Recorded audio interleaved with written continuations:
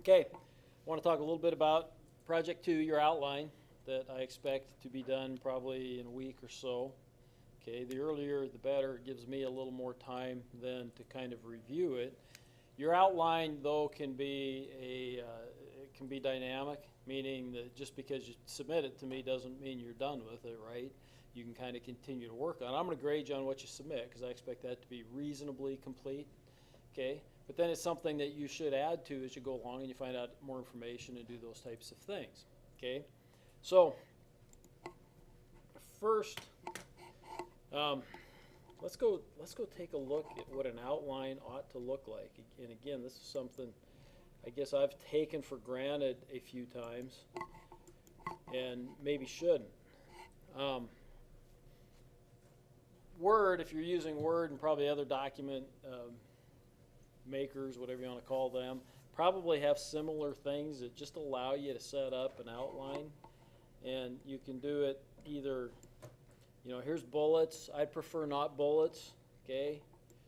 Here's probably the one that's probably makes some sense to use maybe, okay? Or I prefer this one probably, is you would start, you can start, with different things like this. You can kind of cruise down, and I don't like that one at all, right? This one probably makes as much sense as anything, but you could pick and choose a little bit in here depending on the format of the outline that you like. But if you click one of those, then it kind of gives you, right? You're going to start, this is a typical one. You're going to start with an I or a 1, Roman numeral 1, okay?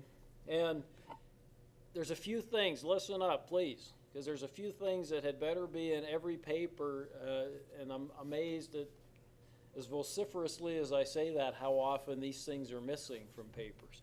You must have an intro, if I can spell it, must have an introduction, okay? Your paper has to have an introductory paragraph, at least one paragraph. If your introduction is two paragraphs, that's fine as well, or 3, okay? But that would start to get kind of long, okay? In your introduction, what do you guys put in your introduction? Introduce the topic. Tell me what you're going to tell me, okay? Always tell me what you're going to tell me. So an introduction, you're kind of introducing the topic, you introduce your company, but then you tell me what you're going to tell me. Okay, and this is something that hopefully you use in all the papers that you write for all the things that you might do in college and thereafter, is every paper should have, tell me what you're going to tell me what you told me, okay, which is your conclusion, okay? So after introduction and you get all done with the body of this thing, you're going to have a conclusion as well. I didn't put it in automatically. Maybe I picked the wrong one there because it didn't put in automatically. Huh. I'll just plug it in here. Yeah. Huh? No, I don't know what's going on. I'm going to go up and pick a different one then. Tick me off. Let's just pick up this one here, the top one. Yeah, except I didn't want it to start at A. That's all right. A would be my introduction. Well, now what the hell? Start all over. What's that? Do I? Is that in the content section? I wonder if I got one here. Rubric, finding, outline example. There we go. Let's try that. Okay. So yeah, title, introduction. Okay. Capture the reader's interest. These don't have to necessarily be separate little paragraphs in the introduction. They can be sentences or whatever. That's fine. Build the case a little bit, which that's telling me what you're going to tell me, right? Okay. And then you get to, this may differ a little bit for your guys. It says first main point, the strongest, and I'm gonna say, yeah, we're gonna back off a little bit from that because what you're going to have in your outline are these things, right? You're going to have your introduction. Your second point is probably going to be a discussion about the industry in which your company competes. Okay, so Terry, I'll pick on you. You've chosen Monster. So your discussion about the industry in which it competes is the beverage, energy beverage. And that's fine. Okay, and so that's his specific. I would also say it might behoove another paragraph that says it competes a little more broadly in just beverages in general. Okay, so he might have a couple paragraphs there where he's going to talk about specifically the energy market, energy drink market, which is probably Monster that he's doing, Red Bull, and I don't know if Red Bull's owned by somebody else. You guys, I don't know, I don't drink any of those energy drinks or anything, so I don't know what all that entails. Okay, that may include Gatorades and Powerades, I don't know. Okay, and so he's going to talk about those things. Okay, yours is going to be a little tough to keep that kind of condensed, honestly, but you're going to have to keep it kind of condensed. So, okay, because I want the focus. This is business finance class, so I want your focus to be on what? The financial, right? So you're going to the talking about the industry is just to give me an idea of where you're competing. What is the industry that you're competing in and whatnot. Okay, but make sure you check that out. Make sure you outline. Who some of the competitors are, right? If you're doing Nike, your competitors are Under Armour, and from what I just heard on the news today, one that's really up and coming, and a little tough to find a lot of information about them, but is Adidas. Adidas seems to be capturing a bigger share of the market. It's probably the oldest of those companies, because Nike and Under Armour are very new compared to Adidas. They had Adidas running shoes long before they had Nike, long before Nike was even a company. Or they had Adidas shoes, okay? So you got to tell me about that, right? Okay. Brief history of the company. That's going to be, you might have to do a little Google research. You might have to do a little whatever it is. But again, a paragraph or so, just tell me so I get background of the company. A lot of these companies I kind of know, But I still want you guys to give me a little brief history of the company. Who the founders are, when it was founded. Maybe it started as something else, and now it's evolved into something completely different than what it was. That's fine. Give me a little history about that, okay? A discussion about the company's strategy, okay?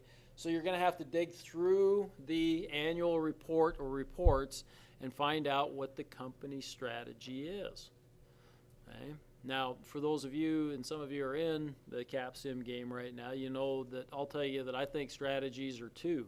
You can either differentiate yourself or you can be a low-cost provider, okay? You can either differentiate yourself. Now, those are the main strategies, and then obviously they kind of break it down a little bit. Most of them do. If you're Walmart, what are you? You're a low-cost provider, right? Always a low price, always. That's their saying, right? Okay, how about Nike? Just do it, but that's not really their strategy. Okay, that's kind of a motto. But its strategy is not low cost. You're spending I bought my kid a pair of deals for football, $170 or whatever the hell it was, and it's $5 worth of material. Okay, is that cheap? I don't know. That's not cheap at all. Yeah, pissed me off, I'll tell you what. Yeah, they're gold of all things. Gee. So anyhow, right? So they're not low cost. Okay, but you got to be a little broader. They're going to expand on their strategy a little bit. They're going to break it down into some of the tactics. Nike strategy right now is probably is definitely not low cost, so it's more of a differentiation. But they're also broadening into foreign markets. I think is international. I think is where Nike's trying to go. That might be where Adidas is getting them a little bit, because Adidas has long been established in those markets, and so they're having a tough go of it. So okay, so you do that, and then the major one, of course, an in-depth analysis of the financial data, right? So your paper is going to be 5 pages max. So, we're going to have a paragraph or so for the intro, and a paragraph or so for the history of the company, a paragraph or so for the strategy, and a paragraph or so for the conclusion. That's going to leave us 2.5, 3 pages for an in-depth look at the company's financial data, okay? A true analysis of the company's financial data. And that's what I want you guys asking me questions about, okay? And you're supposed to ask me one question per week at least, which I will start keeping a tally of. Okay, so one question per week about your company, and you guys can do the rest of it. I mean, it shouldn't be tough for you to do the history, and it shouldn't be tough for you to do the intro, and it shouldn't be tough for you to tell me about the strategy and those things, right? Okay, But the financial stuff is where I want to try to get you focused on some things. And that's going to differ for every company. I think I put that in here. You know, my instructions for the final paper are purposely ambiguous because we're going to find different things for every company, right, when it comes to financials.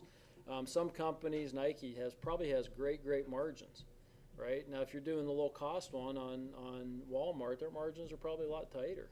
Okay, they do volume though. You know, Walmart sells $500 billion worth of stuff every year. Nike probably sells $50 billion worth of stuff every year.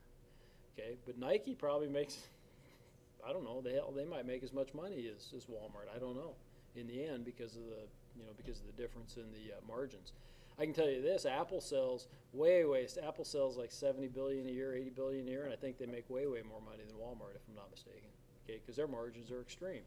You know, it doesn't cost that much. The components for a phone really aren't that big. It's not unlike the $170 shoes that I had to buy for my kid.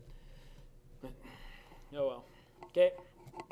So yeah, the ambiguity lies in the perception of the importance, right, of the different data, et cetera, et cetera. Okay. I've got 9th of November due here. What would that be? Week and a half, something like that. So it'd be 9 days. That'd be the day after the election. So probably wouldn't be too bad. I don't know if I put that in there on purpose, but that's probably a good day to shoot for. Okay, so let's shoot for that to get your outline to me.